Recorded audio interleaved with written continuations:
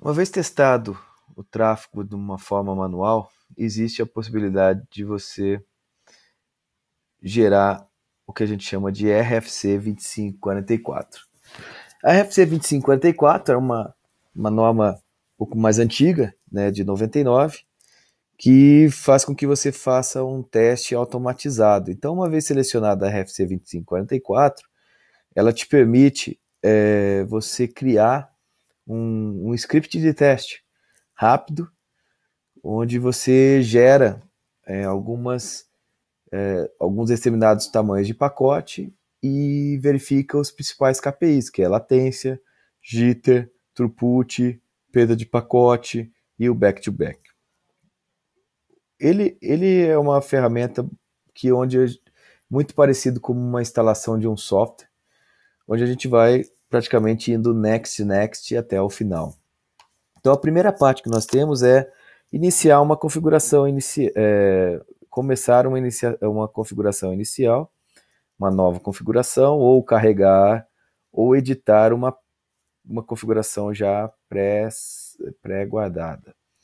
Então, iniciando aqui uma nova configuração, ele vai me permitir aqui indicar qual o tipo de cenário que eu vou trabalhar. Eu posso trabalhar no modo simétrico, ou seja, taxa de up e down igual, assimétrico, com taxas diferentes, somente unidirecional, e com a medida em loopback, que foi o que a gente fez anteriormente, ou então com taxas de upstream e downstream diferentes. Lembrando que, dependendo do cenário que eu trabalho, eu preciso de um ou mais instrumental.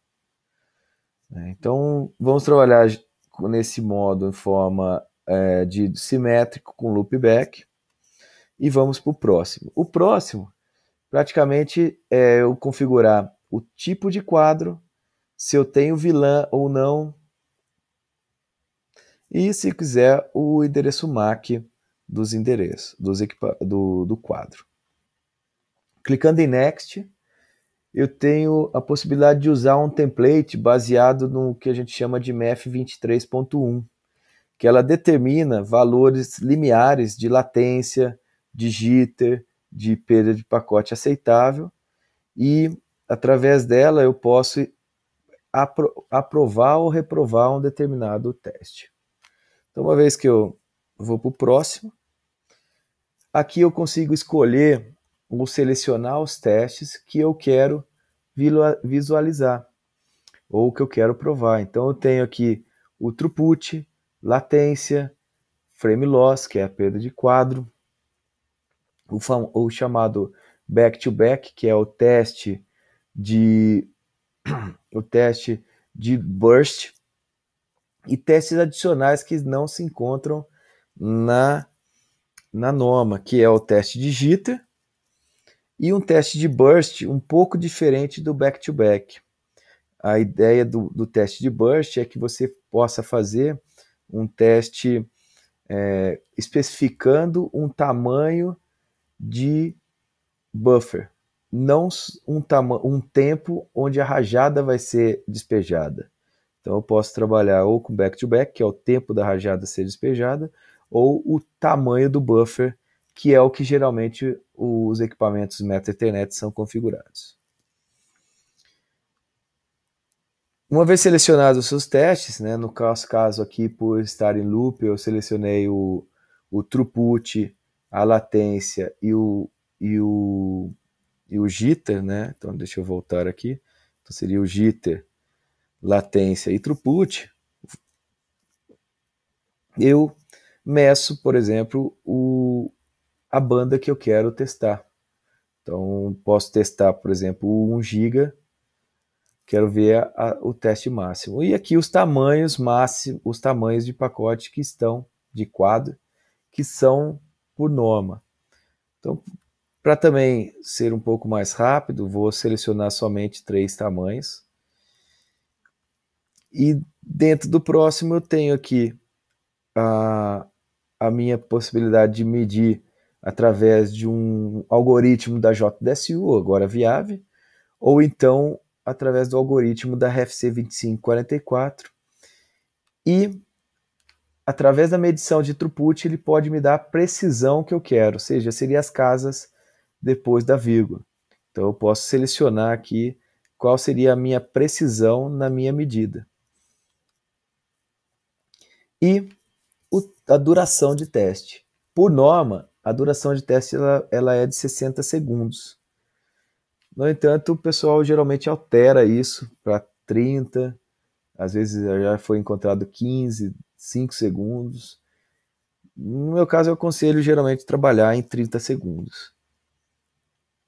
Posso criar uns limiares, né, de passa-falha, e uma vez terminado, eu consigo realizar, guardar essa configuração, e depois de guardar essa configuração, iniciar os meus testes.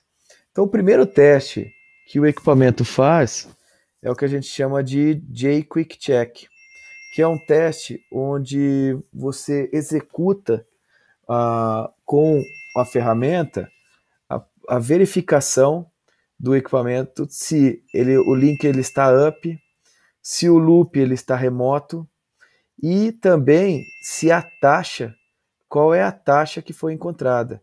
Isso serve para você fazer um pré-teste para evitar você perder a medição, né, de, por exemplo, que nem eu coloquei 1 gigabit para se testar e eu consegui chegar aqui somente em 110 megabit.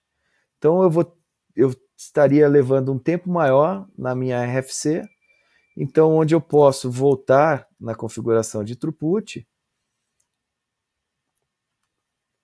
e colocar somente 109, que é o meu limite máximo. Então não adianta nada eu colocar 1 GB, porque não vai passar 1 GB. E aí eu consigo, de certa forma, realizar o teste de uma forma mais rápida e mais assertiva. Então, voltando o run test, eu vou aqui em next, e aí eu rodo o teste agora oficial. Então ele me dá uma previsão, né, de tempo, por quanto tempo ele vai gerar o teste. Então aqui está marcado mais ou menos 2 minutos, então ele rodaria 2 minutos. Então, se ocorrer perdas de pacote, problemas, ele vai vai levar um pouco mais de tempo. E a cada teste eu posso visualizar aqui através dessa lupa. Então, selecionando a lupa, eu consigo visualizar todos os testes que foram executados, com um tamanho de 64, 512 e 1518. Lembrando que esses tamanhos de pacote, ele também varia de acordo com o que foi selecionado, né? Para questão de exemplo, eu selecionei 3 pacotes, mas poderia ser selecionado um número maior de pacotes, de quadros. Então, uma vez que ele detectou o teste de 64, então, por exemplo, foi configurado 109 megabits e foi medido 109 megabits. Então, ou seja, está dentro do que o limite máximo de throughput. O equipamento ele também te dá as informações quando você tira o que a gente chama de gap, que é o intervalo entre os pacotes, ele tirando o cabeçalho Ethernet e depois tirando o cabeçalho IP. Então ele vai te dar uma estatística, né, números de como ou quanto chegaria o tráfego caso fosse tirado o cabeçalhos aí em camada 2, 3 e 4. Em latência, ele vai te mostrar o teste de latência, né? Ou seja, que foi testado, também para cada tamanho de pacote. Então, como vocês podem ver, ele está testando de forma simultânea, ao mesmo tempo, esses testes. E o teste de jitter, que ele também vai mostrar. Uma vez terminado esse teste, aí eu clico em Next, e a partir do Next eu consigo salvar o meu relatório e depois fazer o mesmo processo de gravação através do USB.